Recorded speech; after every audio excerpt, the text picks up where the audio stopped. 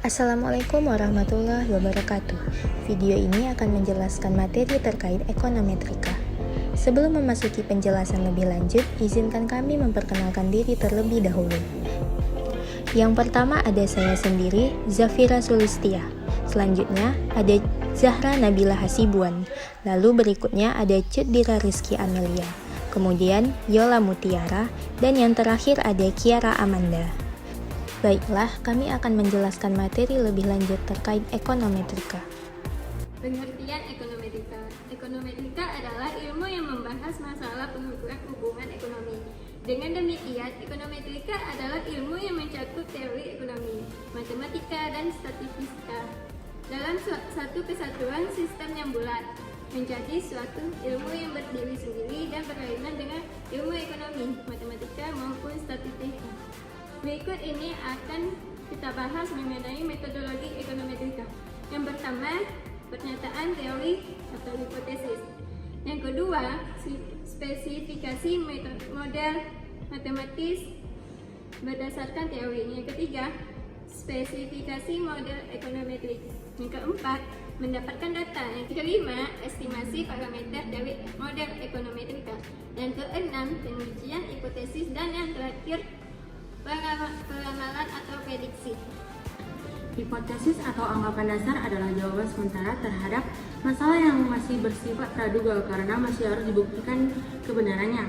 Dugaan jawaban tersebut merupakan kebenaran yang sifatnya sementara yang akan diuji kebenarannya dengan data yang dikumpulkan melalui penelitian. Artinya, hipotesis merupakan sebuah istilah ilmiah yang digunakan dalam rangka kegiatan ilmiah yang mengikuti kaidah-kaidah berpikir biasa secara sadar diri, teliti, dan terarah. Spesifikasi model ekonometrika berdasarkan teori model matematika mengasumsikan bahwa terdapat hubungan pasti untuk mengakomodasikan variabel yang tidak diteliti, maka fungsi matematika itu diubah menjadi fungsi statistik sebagai berikut, di mana merupakan ganggu penggunaan atau kesalahan yang menggambarkan semua variabel yang terdapat dan mempengaruhi konsumsi, tapi tidak dianggap atau tidak dimasukkan ke dalam variabel. Kriteria model ekonometrika yang baik sudah banyak dibahas. Namun, secara umum dapat dikemukakan bahwa model yang baik adalah pertama, parsimony. Itu sederhana. Ekonometrika yang baik hanya memasuki variabel-variabel yang dianggap penting dan dipilih berdasarkan teori ekonomi serta fenomena yang ada di dunia nyata. Kedua, data admissibility atau memiliki administrasi dengan data. Model ekonometri yang baik hendaknya tidak mempunyai kemampuan untuk memprediksi besar-besaran ekonomi yang menyimpang dari kendala atau definisi ekonomi. Yang ketiga, dengan data. Model yang baik adalah model yang mampu menjelaskan data yang ada. Biasanya, kriteria ini dikaji melalui uji keserasian atau goodness of it. Salah satu ukuran yang sering digunakan untuk mendukung kriteria ini adalah koefisiensi dan determinasi. Keempat, konstan parameter. Dalam arti bahwa parameter model yang baik adalah besaran statistik yang deterministik, bukan stokastik. Theoretical konsistensi. Cara sederhana untuk mengetahui apakah hasil estimasi mempunyai indikasi konsisten dengan teori adalah melihat tanda konsistensi regresi terkait. Keenam, mampu mengunggulkan. Model persaingan. Cara yang biasa dilakukan untuk mendukung regresi ini adalah dengan melakukan uji yang disarankan atau uji yang tidak disarankan. Data time series adalah data yang direkam selama interval waktu yang konsisten. Data time series seringkali ditemukan dalam berbagai bidang disiplin ilmu seperti ilmu ekonomi, pertanian, meteorologi, biologi, serta disiplin ilmu lainnya. Data bentuk time series dapat dicatat berdasarkan periode waktu harian, mingguan, bulanan, tahunan, ataupun periode waktu tertentu lainnya dalam rentang waktu yang sama. Pada data time series ini, nilai pengamatan suatu periode waktu diasumsikan dipengaruhi oleh nilai pengamatan pada periode waktu sebelumnya, sehingga analisis data time series memungkinkan untuk melakukan peramalan atau forecasting di masa mendatang. Data yang termasuk dalam jenis time series kemudian dapat diplot berdasarkan waktu. Hal ini dilakukan untuk mengamati pola dari data untuk selanjutnya menentukan langkah analisis yang akan dilakukan.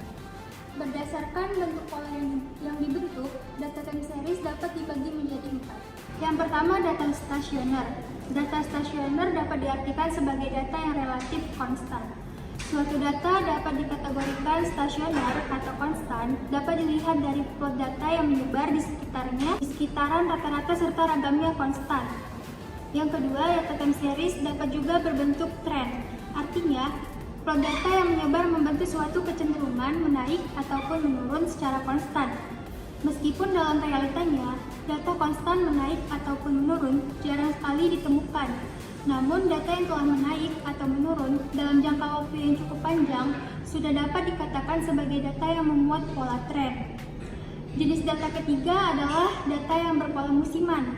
Data ini merupakan data berpola tren yang dibentuk oleh faktor musiman dan cenderung berulang namun teratur.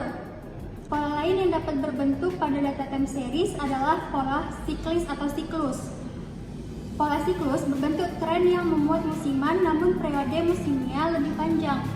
Kemudian polet data. Polet data adalah kombinasi dari kedua data time series dan data cross section. Data pool sebenarnya merupakan data panel, kecuali masing-masing kelompok data dipisahkan berdasarkan objeknya. Contohnya, pada data tabel 1, pool dapat dipisahkan berdasarkan perusahaan A, B, dan C.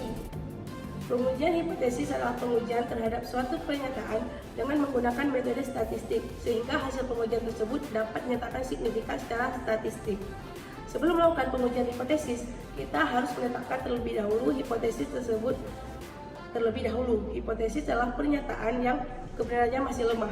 Selanjutnya, agar pernyataan pada hipotesis tidak dilakukan lagi, maka kita melakukan pengumpulan data dan melakukan pengujian secara statistik. Dengan melakukan pengujian statistik terhadap hipotesis, kita dapat memutuskan apakah hipotesis dapat diterima. Datanya tidak memberikan bukti untuk menolak hipotesis atau ditolak, data memberikan bukti untuk menolak hipotesis. Ramalan atau forecasting adalah suatu prosedur untuk membuat informasi faktual estimasi mengenai satu atau beberapa aktivitas tentang situasi sosial masa depan atas dasar informasi yang telah ada tentang masalah kebijakan. Peramalan mempunyai 3 bentuk utama. Yang pertama prediksi, dan perkiraan. Khusus untuk teknik peramalan ekonometrika seringkali digunakan oleh banyak sekali pelaku ekonomi karena sering menggunakan hal-hal terbaik terdapat dalam teknik peramalan lainnya, seperti tren atau variasi musiman. Dengan berusaha menerangkan hubungan yang sedang diramalkan, peramalan ekonometrik ini memungkinkan para pemangku kebijakan untuk menentukan kebijakan yang optimal bagi perusahaan. Ini sangat berlainan dengan teknik peramalan lain yang hanya didasarkan pada pola mereka yang sebelumnya atau dengan dasar beberapa indikator saja. Model-model dalam pengambilan keputusan yang pertama ada model optimasi. Sasaran yang dapat dicapai dengan model optimasi adalah bahwa dengan mempertimbangkan keterbatasan yang ada, organisasi memperoleh hasil terbaik yang paling mudah mungkin dicapai. 2. Model satisficing. Salah satu perkembangan baru dalam teori pengambilan keputusan ialah berkembangnya pendapat yang mengatakan bahwa manusia tidak memiliki kemampuan untuk mengoptimalkan hasil dengan menggunakan berbagai kriteria yang telah dibahas di awal. 3. Model mixed scaling. Scaling berarti usaha mencari, mengumpulkan, memproses, menilai, dan menimbang-nimbang informasi dalam kaitan dengan menjatuhkan pilihan tertentu. 4. Model teoritis. Pada hakikatnya, model ini berarti bahwa faktor-faktor internal yang terdapat dalam diri seseorang mengambil keputusan lebih berpengaruh daripada faktor-faktor eksternal.